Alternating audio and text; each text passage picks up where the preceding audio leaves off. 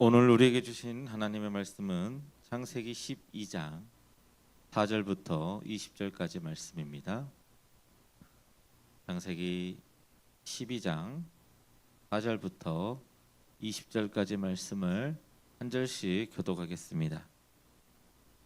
이에 아브람이 여호와의 말씀을 따라갔고 롯도 그와 함께 갔으며 아브람이 하란을 떠날 때에 75세였더라. 아브람이 그의 아내 사레와 종과 롯과 하란에서 온 군주들과 모든 사람들이 끌고 가나안 땅으로 가려고 떠나서 마침내 가나안 땅에 들어갔더라. 아브람이 그 땅을 지나 세겜 땅 모래 황수리 나무에 이르니 그때에 가나안 사람이 그 땅에 거주하였더라. 여호와께서 아브람에게 나타나시되 내가 이 땅을 내 자손에게 주리라 하신지라. 자기에게 나타나신 여호와께 그가 그곳에서 제단을 쌓고 거기서 베델 동쪽 산으로 옮겨 장막을 치니 서쪽은 베델이요 동쪽은 아이라. 그가 그곳에서 여호와께 제단을 쌓고 여호와의 이름을 부르더니 점점 남방으로 옮겨갔더라. 땅의 주인이 들었으므로 아브람이 그의 터를 알고 그를 갔으니 이는 자기에게 심하였으리라. 그가 애굽에 가까이 이르렀을 때에 그의 아내 사레에게 말하되 내가 알기에 그대는 아리따운 여인이라. 사람이 그를 볼 때에 이르되 이는 그의 아내라 하여 나는 주시고 그를 살리니 원하건대 그대는 나의 누이라 하라. 그러면 내가 그대로 말미암아 안전하고 내 목숨이 그대로 말미암아 보존되리라 하니라. 아브람이 애굽에 이르렀을 때에 그 사람들이 그 여인이 심히 아름다움을 보았고 바로의 고관들도 그를 보고 바로 앞에서 칭찬하므로 그 여인을 바로의 궁으로 이끌어 들인지라. 이에 바로가 그로 말미암아 아브람을 은퇴함으로 아브람이 양과 소와 고기와 암수나비와 낙타를 얻었더라. 여호와께서 아브람의 아내 사레의 일로 바로와 그 집에 큰 재앙을 내리신지라. 바로가 아브람을 불러서 이르되 내가 어찌하여 나에게 이렇게 행하였느냐. 내가 어찌하여 그를 내 아내라고 내게 말하지 아니하였느냐. 내가 어찌 그를 누이라 하여 내가 그를 데려다가 아내를 삼게 하였느냐. 내 아내가 여기 있으니 이제 데려가라 하고 바로가 사람들에게 그에게 명하되 그들이 그와 함께 내 아내와 그의 공주들을 보내었더라. 아멘. 또 새로운 얼굴들이 많이 보여서 참 좋습니다. 우리 신입생들이 왔어요. 우리 저희 뒤쪽에 좀 이따가 우리 한번 축하해주는 시간을 좀 가지도록 하겠습니다. 너무 반갑고 환영합니다. 또 방학을 해가지고 또 오시는 또 우리 새로운 청년들도 있고. 민영이 안녕. 반가워요. 너무 반갑습니다. 여러분들 혹시 안고 없는 찐빵이라는 말 들어봤어요? 너무 옛날 말인가? 내가 이거 제목으로 했다고 와이프한테 혼났어. 사모한테. 너무 구식이라고. 근데 뭐 요즘 말로 이야기하면 뭐 치즈 없는 피자? 뭐 그런 느낌? 약간 그런 느낌이죠. 자, 여러분들 찐빵 알죠? 찐빵. 찐빵 안에 파당금이 없으면 맛이 있어요, 없어요? 없죠. 그런 이야기예요. 이 찐빵에서의 핵심은 이 앙금인데 이 파당금이 들어가 있어야 맛있는데 이 안에 내용물이 없는 거야. 예를 들어서 만두인데 만두 안에 피만 있고 안에 소가 없어. 그럼 맛있어, 맛없어? 맛이 없는 거죠. 목사님이 이제 중국 단기 선교를 간 적이 있어요.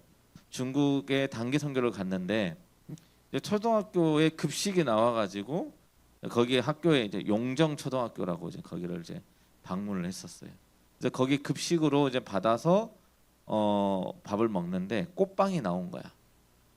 꽃빵 알죠? 그냥 이렇게 하얀 그 피로만 이렇게 이루어진 그 빵이 나왔는데 고추 잡채가 없는 거야. 그래서 목사님은 뭐만 먹었어? 꽃빵빵 먹었어. 그거 먹으니까 뭔 맛만 나? 아무 맛도 안 나. 그냥 퍽퍽하고 빵 맛이야. 뭐 거기다 또 습이 약간 물기가 있어가지고 그냥 물에 젖은 그 빵 맛이었어. 너무 맛이 없었던 거야. 또 시장에서 목사님이 또 그날 중국 시장 통해서 요즘은 공차 유명하잖아요, 그죠? 공차에 필요한 건 뭐야? 설탕이야. 당도가 필요해. 당도가. 시장에서 파는 걸 먹었는데 당도가 하나도 없어. 그냥 맹물에 그 펄만 먹으니까 너무 맛이 없는 거야. 그 핵심적인 부분들이 꼭 필요하다. 다시 말하면 우리 그리스도인들의 삶 속에서도 꼭 필요한 한 가지가 있어야 돼요. 그걸 뭐냐라고 물어본다면 목사님은 단언컨대 믿음이다라고 이야기할 수 있습니다. 여러분들이 신앙생활하는 데 있어서 삶의 재미가 있고 신앙생활하는 데 재미가 있고 막 뜨거움을 갖고 신앙생활하고 싶다면 믿음이 필요해요. 근데 그 믿음이라고 하는 것은 우리의 모든 순간순간에 우리에게 믿음을 요구하는 순간들이 존재한다라는 사실이에요. 목사님 오늘 말씀을 준비하면서 아브라함을 가지고 우리가 설교해야 되는데 뭘 해야 될까 고민하다가 말씀을 묵상하다 보니까 아브라함의 삶에서 가장 중요한 믿음이 있었어야 됐다라는 사실을 보게 돼서 오늘 우리 함께 나누길 원합니다. 오늘 본문 말씀 6절에서 7절 말씀 우리 한번 다 같이 읽어볼까요? 6절에서 7절 말씀 다 같이 한 목소리로 시작. 아브라함이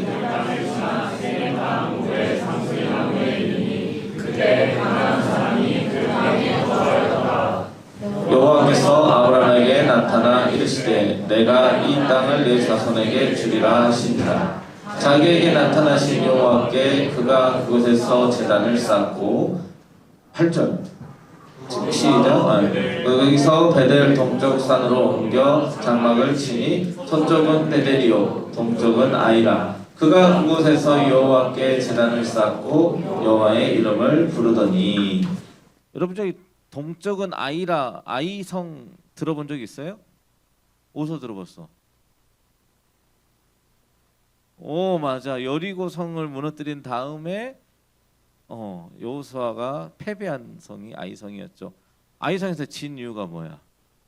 물건을 하나님께 제대로 믿음대로 딱 드리지 않아가지고 그죠? 뭔가 이렇게 꼼쳐가지고 그래서 졌던 그냥 사설이에요. 예.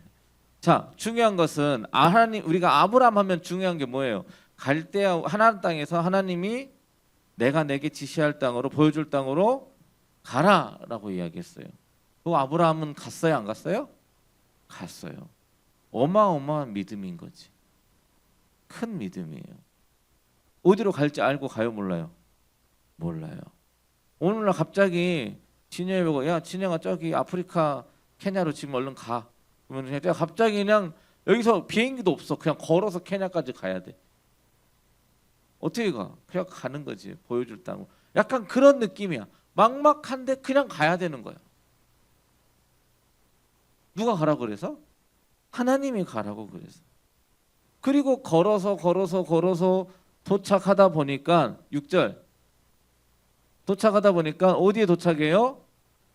가나안 땅에 세겜 땅에 도착하게 된 거예요. 가나안 땅에 도착해 보니까 거기 사람이 살고 있어요, 안 살고 있어요? 살고 있는 거야. 먼저 와서 살고 있으면 그 사람이 임자잖아, 그지? 집주인이 있는 거잖아. 갑자기 내가 가가지고 찬우네 집 가가지고 야 찬우야 내가 하나님 여기 나한테 여기 오라 그래서 너 나와 이제 내가 너 여기 살아야 돼 그러면은 찬우가 예 하나님이 뭐라고 하셨으니까 제가 비켜드릴게요 하고 비켜주냐고 안 그런단 말. 깁슨 너 내놓으라 해도 안 내놓는데. 하나님이 아브라함을 가나안 땅으로 인도하셨어요. 그리고 가나안 땅에 도착했는데 그 땅에 이미 사람이 살고 있는 거예요. 7절 말씀 보세요. 근데 하나님이 뭐라고 그러냐면 갑자기 아브라함에게 나타나 이르시되 내가 이 땅을 너의 자손에게 주리라 하신지라라고 이야기하는 거예요. 병아 하나님 이렇게 이야기하면 어떻게 해야 돼?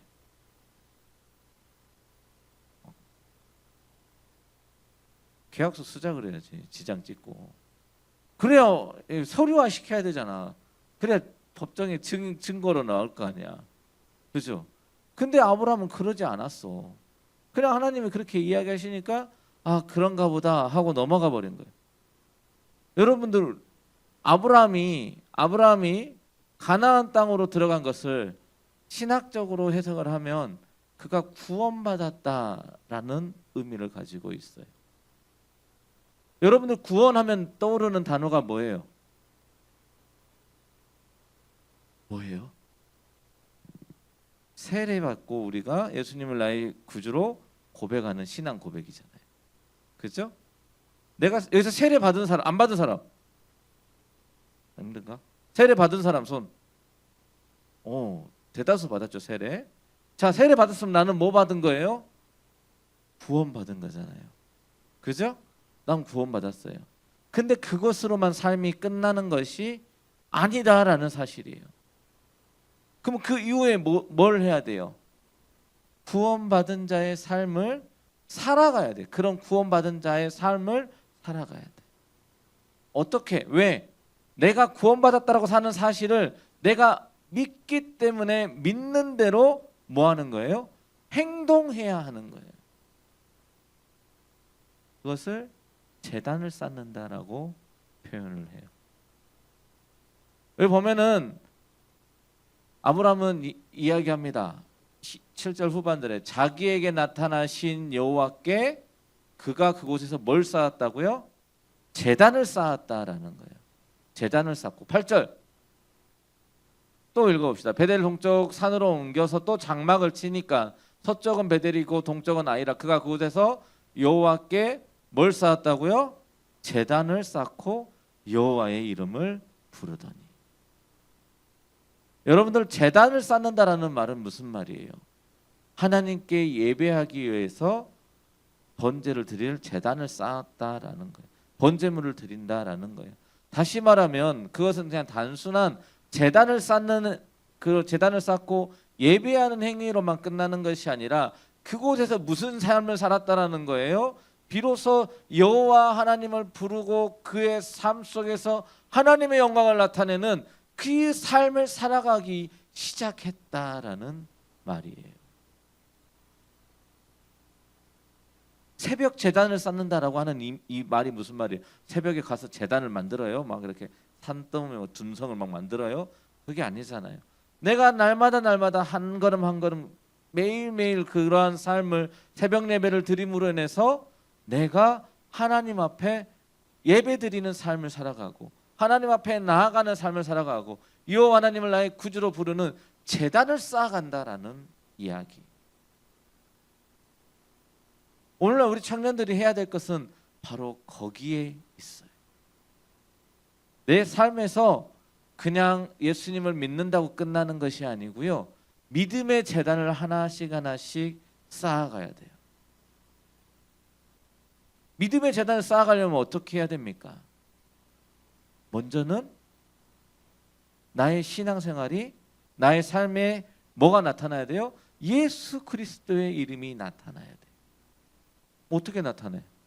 명찰 붙이고 다니고 막 팻말 여기다 다 666 예수 그리스도 이름 딱 붙이고 막 이렇게 다니면 나타낼 수 있어요? 그런 게 아니잖아요. 삶의 행동에서부터 말 한마디 한마디에서부터 나의 생각과 가치관 행동 하나하나에서부터 예수 그리스도의 가치관과 예수 그리스도의 말과 예수 그리스도의 생각과 예수 그리스도의 마음을 가지고 살아가는 것부터가 시작이다라는 거예요. 여기에서 비로소 여호와의 이름을 불렀다라고 하는 것은 뭐 그 전에 아브라함이 떠나오면서 여호와 하나님의 이름을 부르지 않았을까요? 그건 아니에요. 비로소 거기에서부터 더 확실하게 나타나고 여호와를 부르짖고 의지하고 나아갔다라는 것을 이야기하고 있는 겁니다. 여러분들의 삶에서 내가 이제 신앙생활 시작하고 믿음을 가지고 살아가고 뭐 지금 뭐 어떤 사람들은 10년 모태 신앙 이렇게 신앙생활을 하고 있지만 진짜 중요한 것은 지금부터라도 여호와 하나님을 부르짖고 나의 삶 속에서 믿음의 제단을 쌓아 나가는 것이다라는 거예요. 대표적인 게 뭐가 있어요? 우리 지금 교회에서 기도 통장하고 있죠. 기도에 적금 넣으라 하잖아요, 목사님이. 그죠? 기도해가지고 시간 곱하기 해서 열심히 하늘에 저축하라고 그러시잖아요. 기도하고 또 공동체 성경 읽기 하잖아요. 그죠? 셀별로 안 들어오고 있으면은 초대해달라고 그러고 셀장 들어고 보내달라고 그러고, 혹시라도 셀장들이 바빠서 못 올리면 우리 셀장은 안 올려줘 이래야 돼요, 안 돼요? 그게 아니지. 다른 사람이 또 올려줄 수 있잖아. 그죠? 좀 올려주고 그 일도 좀 대신해주고, 우리 셀장 좀 바쁜가 보네, 내가 좀 대신해주고. 그지 효찬아? 어디 갔어? 그지? 목사님 안 올리면 효찬이가 한 번씩 올리더라고. 자, 그렇게 하고 그러면 기도하고 말씀 보고 그 다음에 뭐 하는 거예요? 나의 삶 속에서 역사하시는 그 하나님을 찬양하는 거예요. 기도와 말씀과 찬양, 이 세 가지가 함께 이루어지지 않으면 안 돼. 무너지기 쉬워요. 어느 한쪽에만 쏠리게 돼 있어요. 찬양만 좋아한다고 되는 거 아니에요. 기도만 열심히 한다고 되는 거 아니에요. 말씀만 막 듣고 다닌다고 되는 거 아니에요. 내가 읽고 묵상하고 이 기도와 찬양과 말씀이 삼박자가 잘 이루어져야 돼.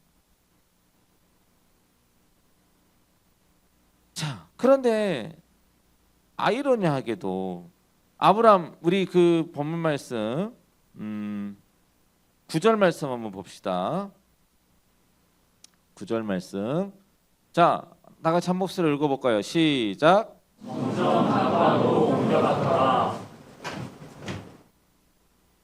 지금 아브람은 어디 도착한 상태예요? 하나님이 보여준 땅으로, 가나안 땅에 도착한 상태예요. 근데 점점 어디로 갔다고요? 남방으로 내려갔대요.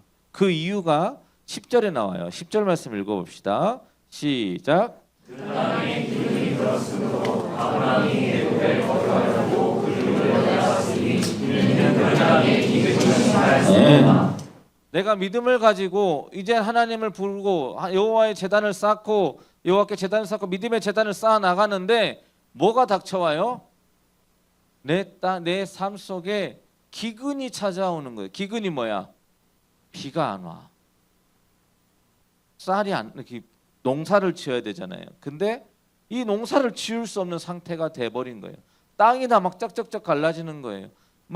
이게 내가 열심히 일을 하고 수고했는데 거기에 대한 결과가 나와야 되는데 결과가 나오지 않는 거예요. 맨날 어려움만 오는 거예요. 실패만 오는 거예요. 뭔가 일을 해도 되지가 않아. 그럼 뭐예요? 생각하는 거예요. 무슨 생각? 내가 잘못 왔나? 이 길이 아닌가? 이건 하나님의 뜻이 아닌가? 여러분들 모든 상황에 하나님의 뜻으로 바꿔버리지 마세요. 혹은 그게 하나님이 나에게 주신 믿음의 시험일 때도 있어요. 모든 일이 잘 풀린다고 해서 그게 다 하나님 뜻이라고 생각하지 마세요. 우리 요나서에도 볼 수 있잖아요. 요나서가 항구로 막 열심히 달려갔어요. 다시스에 가려고. 그때 당시에 예매 시스템이 있어요, 없어요? 핸드폰 있어, 없어요? 인터넷 있어요, 없어요? 없잖아요. 그럼 갔을 때 배가 없으면 어떻게 해야 돼? 올 때까지 기다려야 돼. 한 달이고 두 달이고. 근데 다시 딱 항구를 딱 갔네. 두 달 동안 기다릴 줄 알았는데 배가 딱 있어. 다시스로 가려고 하는 배가. 그럼 우리는 보통 뭐라고 생각해요? 옳다구나. 이건 하나님의 뜻이야. 다시스로 가는 게 하나님의 뜻이야. 내 마음대로 내 생각대로 생각하고 가버린다는 거.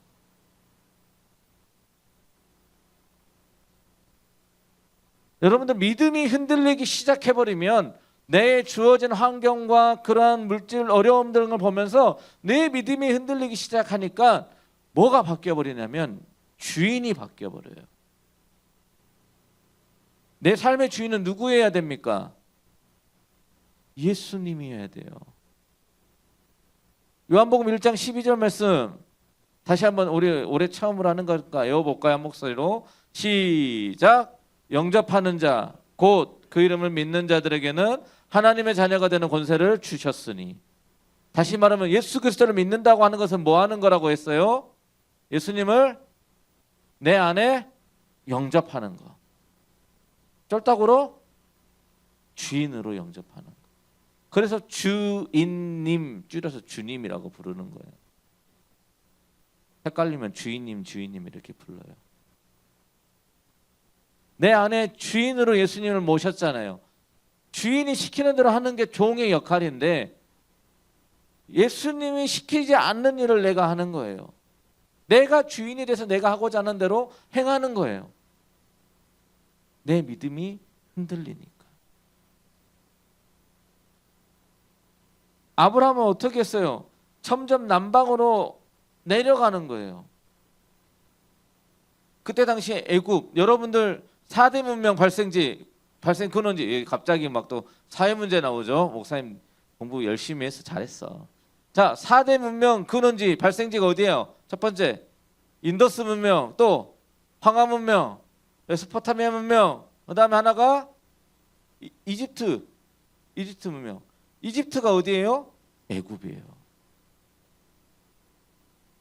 그러니까 애굽은 잘 사는 나라야, 못 사는 나라야? 잘 사는 나라야. 부유한 나라야. 그러니까 아브라함이 어디로 가는 거예요? 애굽으로 가는 거예요. 애굽으로 가면은 잘 살 것 같으니까, 성공할 것 같으니까. 여러분들 우리가 세상을 살아가다 보면 어디에서 사는 게 제일 잘 살 수 있어요? 세상에서 살아야 잘 살 수 있는 거예요. 세상 속에 빠져서 살면은 아무런 부딪히는 게 없어요. 왜? 술 마시자 할 때 술 마시고, 담배 피러 가자 할 때 담배 피고, 일하러 가자 할 때 일하러 가고, 자자 할 때 자고 하면은 아무런 문제가 없어요. 다른 사람들과 둘이 다 잘 지낼 수 있어. 왜? 튀지 않으니까. 근데 술 마시라 하는데 안 먹을래요 그러고, 담배 피라 근데 안 필래요 그러고, 또 돈만 벌러 가자 하는데 난 돈이 다가 아니에요 이렇게 이야기하면 얘는 튀잖아. 좋아요 안 좋아요? 안 좋아요. 힘들어지는 거예요. 세상적인 관점에서는 힘들 수 있어요. 근데요 있잖아요, 아브라함이 이제 애굽으로 내려갑니다. 한번 계속해서 살펴봅시다. 아브라함이 이제 애굽으로 내려가서 이제 이야기하는 거예요. 자, 11절 12절 말씀 우리 한번 다 같이 한 목소리로 읽어봅시다. 시작. 그가 애굽에 가까이 이르렀을 때에 그의 아내 사레에게 말하되 내가 알기에 그대는 아리따운 여인이라. 자, 잠깐만요. 보세요. 11절 말씀 보면 우리 옛날 당시에도 오늘날 시대랑 비슷해. 근데 여자가 이쁘면은 다 남자들이 환장하는 거야. 여기 다 이쁜 여자들밖에 없잖아. 그래서 다 난리야. 환장하니까 어떻게? 아브람을 죽이고 사례를 취하려고 할 것 같다라는 거예요. 그러니까 아브람이 무서워요, 안 무서워요? 무섭죠. 애굽으로 가니까 자기가 죽을 것 같은 거예요. 두려움이 생기는 거예요. 그래서 12절 말씀 다 같이 읽어봅시다. 시작.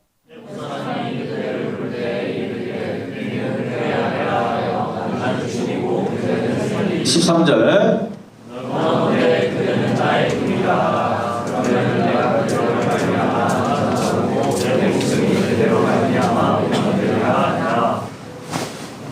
아멘.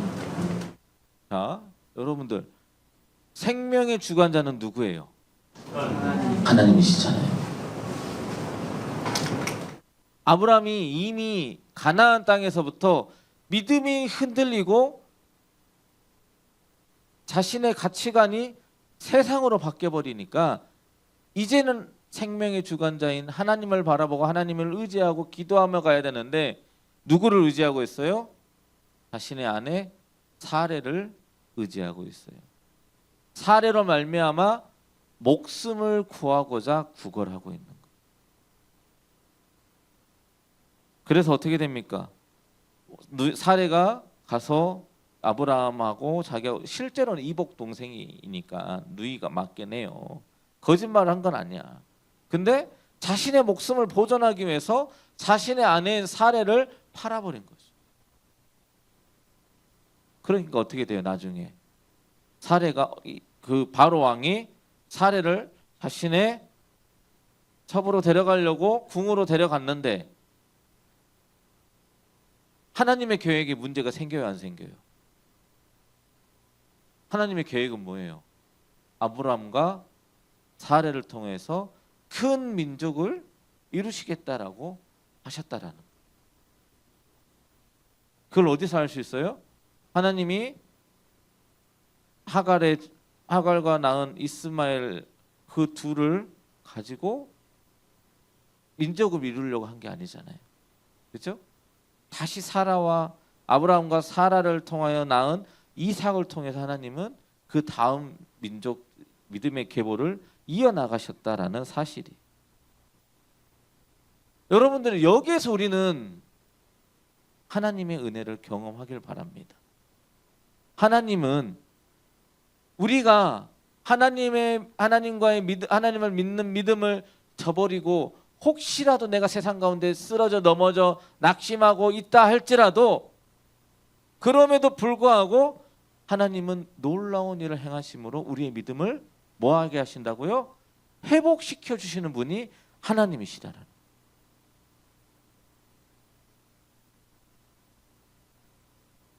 자, 어떠한 일이 일어났냐면요. 자, 이제 바로 왕이 아브라함의 아내 사레를 이제 궁으로 들였으니까 결혼을 해야 되겠죠. 첩으로 삼으려고 했어요.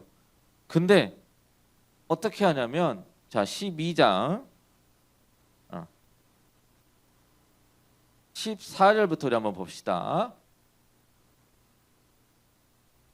14절부터 우리가 쭉 읽어서 여기 17절 18절까지 같이 읽어보게요. 시작. 아브라함이 애굽에 이르렀을 때 애굽 사람들이 그 여인이 심히 아리따움을 보았고 바로의 고관들도 그를 보고 바로 앞에서 칭찬함으로 그 여인을 바로의 궁으로 이끌어들인지라. 이에 바로가 그로 말미암아 아브라함을 후대함으로 아브라함이 양과 소와 노비와 암수 나귀와 낙타를 얻었더라. 여호와께서 아브라함의 아내 사레의 일로 바로와 그 집에 큰 재앙을 내리신지라. 바로가 아브라함을 불러서 이르되 네가 어찌하여 나에게 이렇게 행하였느냐? 내가 어찌하여 그를 내 아내라고 내게 말하지 아니하였느냐? 자, 어떻게 하셨어요, 하나님이? 바로는 사람 이름이 아니에요. 알겠죠? 사람 이름이 아니고 오늘날로 이야기하면 대통령, 황제 같은 그런 어떤 직위를 이야기하는 겁니다. 그래서 바로 왕과 그 가족들과 그 꿈에 나타나고 재앙을 내리셔가지고 뭐하게 해요? 잘못되게 만들어버려요. 벌을 내리셔버려요. 그러니까 바로가 어떻게 해요? 놀라가지고 아브라함에게 야, 네 아내 데려가. 네가 어떻게 나는 바로는 뭐 한 거예요? 아까 읽었지만 16절 보면은 아브라함에게 양과 소와 노비와 암수 나귀와 낙타를 주면서 이제 결혼을 했으니까 예물을 줘야 되잖아. 그래서 막 줬어 다.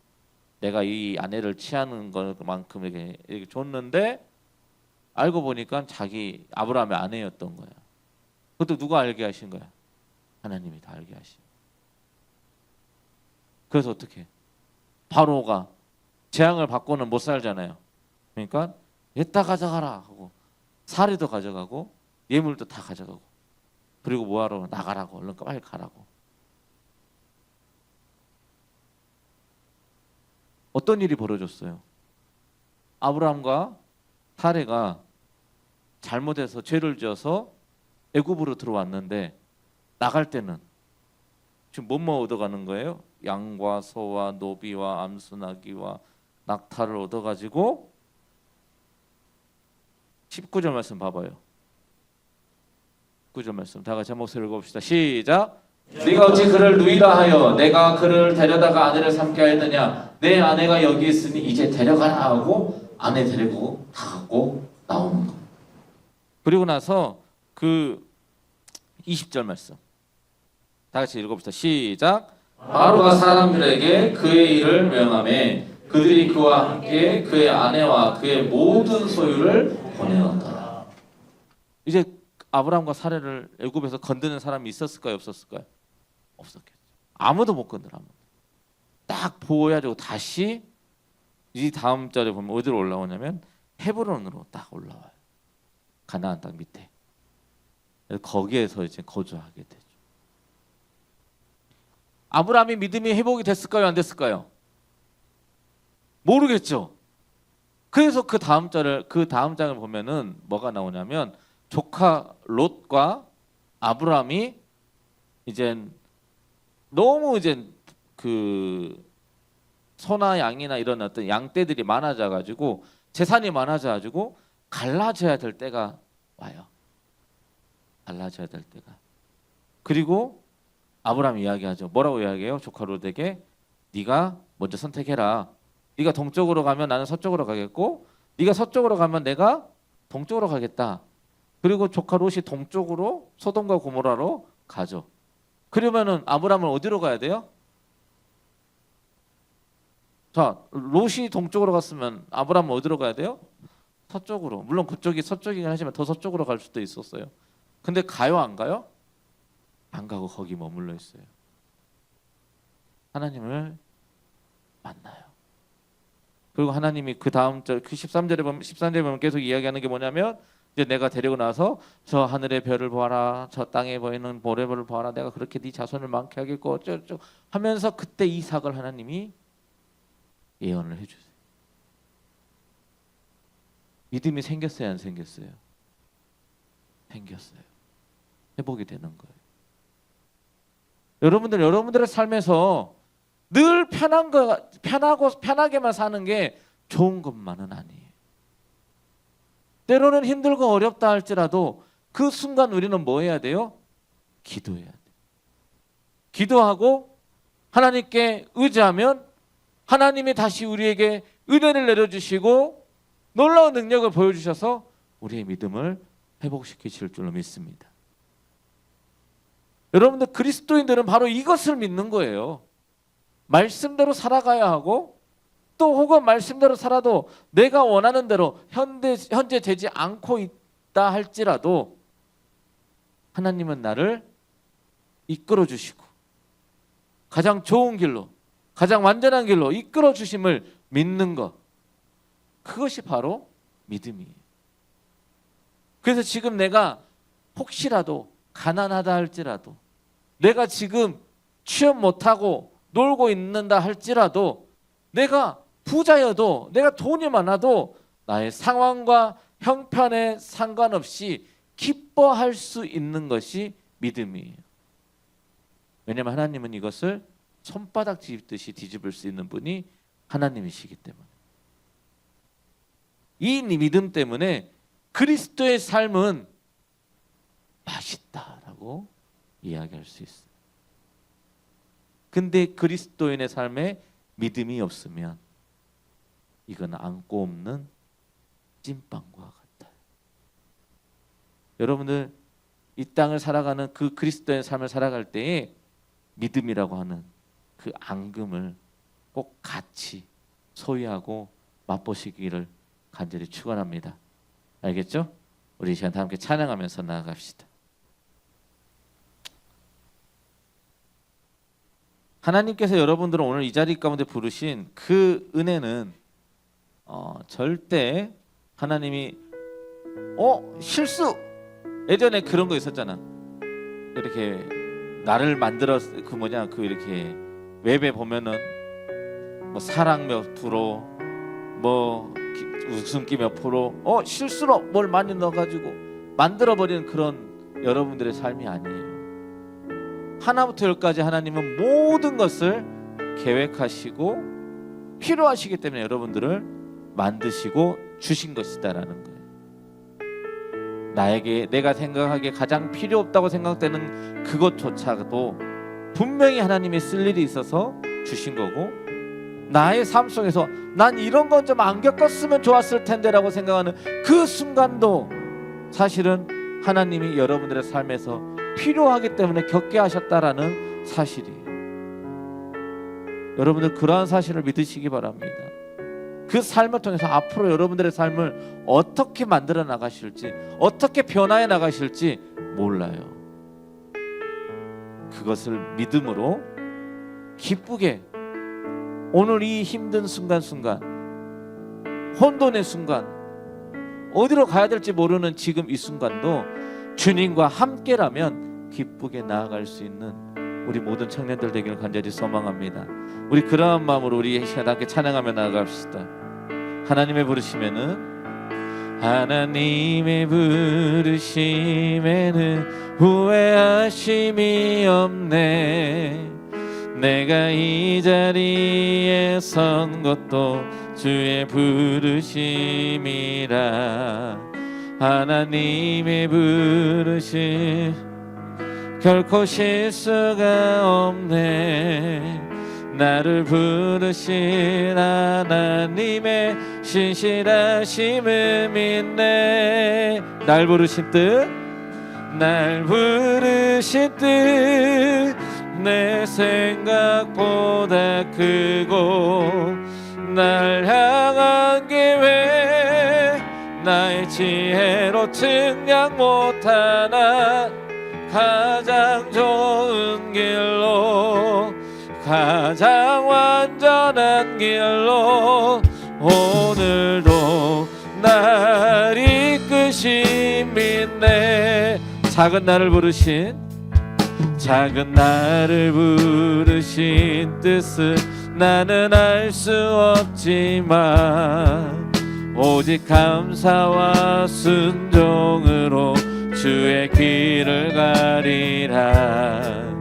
때론 내가 연약해져도 주님 날 도우시니 주의 놀라운 그 계획을 나는 믿으며 살리. 날 부르신 뜻,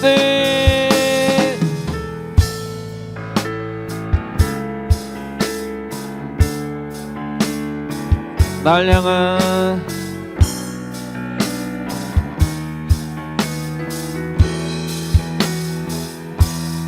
가장 좋은 길로 가장 완전한 길로 오늘도 날 이끄신 믿네.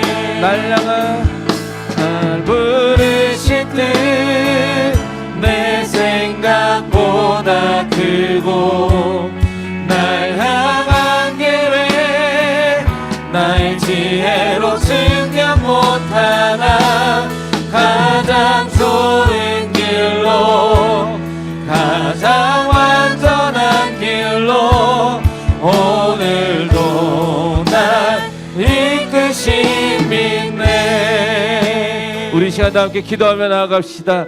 하나님께서 나를 부르시고 나를 이끌어 주시고 가장 선한 길로 가장 완전한 길로 인도해 주실 줄로 믿습니다. 우리가 그러한 믿음으로 이 세상을 살아가게 해달라고 하나님께서 주신 그 믿음을 가지고 승리하는 삶을 살게 해달라고 우리 시간 함께 주여 한번 외치고 서로 기도하며 나갑니다. 주여! 사랑의 많으신 하나님 아버지, 오늘도 나를 이곳 가운데 불러주시고 예배하게 하여 주신 은혜에 감사합니다. 아버지 하나님, 아버지 나를 가장 선하고 완전한 길로 인도해 주신 그 하나님을 기대하며 나아갑니다. 오늘도 나의 삶을 붙잡아 주실 주님을 기대하고 나아갑니다. 아버지 오직 주님 앞을 의지하며 나아갑니다. 내가 무엇을 하야 될지 어디로 나가야 될지 모르고 있는 이 시간 가운데 아버지 내가 정말로 온전히 이 시간 가운데 주님만을 바라보고 아브람처럼 나아가오니 주여 우리의 삶 속에 임재하여 주시고 아버지 붙잡아 주시옵소서. 아버지여 아버지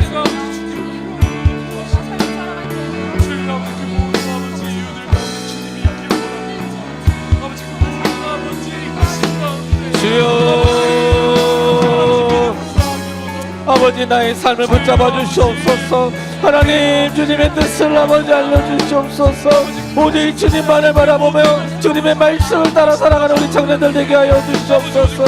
오직 하나님께만 의지하며 나아가며 아버지 나의 모든 순간순간 가운데도 하나님께 감사하며 나를 찬양하고 인도하여 주신 그 하나님만을 찬양하며 나아갈 수 있도록 아버지 우리의 삶을 붙잡아 주시옵소서. 주여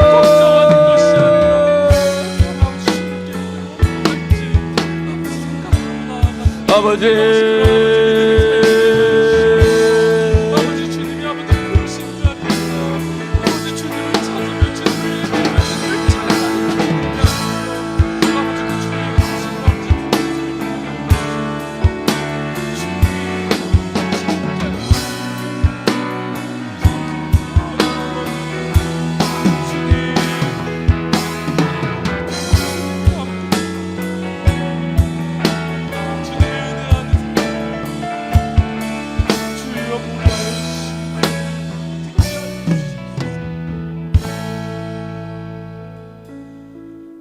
사랑과 은혜가 풍성하신 하나님 아버지, 오늘도 저희들을 이곳 가운데로 인도해 주시니 감사합니다. 아버지, 저희들의 삶은 여전히 혼돈의 순간이고 매 순간순간마다 어렵고 믿음이 흔들릴 만한 순간들이 너무나 많이 있습니다. 아버지, 이 모든 순간순간들 가운데 하나님의 인도하심이, 하나님의 이끄심이 있음을 기억하게 하여 주시고, 하나님을 의지하고 기대하며 믿음으로 기도하며 나아갈 수 있는 우리 청년들 되게 하여 주시옵소서. 그리함으로 가장 선하고 완전한 길로 이끌어 가시는 그 하나님을 경험케 하여 주시고, 내가 원하는 대로 되지 않는다 할지라도 하나님 아버지께서 나의 삶을 인도하여 주심을 믿는 믿음을 더하여 주시어서 오직 하나님께 감사와 기쁨의 찬양을 드릴 수 있는 우리 모든 청년들에게 은혜 베풀어 주시옵소서. 이번 한 주간도 승리케 해 주실 줄 믿사오며 우리를 권하신 예수님의 이름으로 기도드립니다. 아멘.